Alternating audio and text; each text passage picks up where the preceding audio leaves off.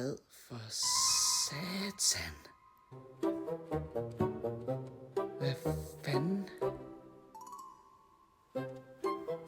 Hvorfor sidder den sådan der? Kan du så komme væk?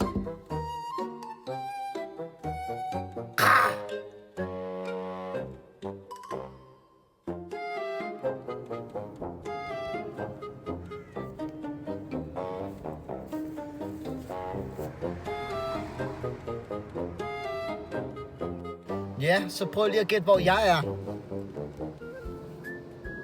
Fuldstændig rigtigt. Godt gættet. Jeg er nemlig taget i Vestjylland, fordi at min bil blev overskidt af alle mulige klamme lorte ravfugle. Og jeg er 100 på en af dem, var den der klamme fugl for tidligere. Det ligner altså en ravn. Okay, jeg har lige været ude på en køretur og ude at fiske og sådan lidt forskelligt. Så kommer jeg hjem. Og jeg har også jeg var ude og vaske min bil jo. Og nu er jeg hjemme, og så får jeg et fucking chok. Det er bare løgn, det her. Det er bare en dag med fugle. Prøv at se det her. Hvad der ligger her på græsset. Hold kæft, hvor er det scary, mand.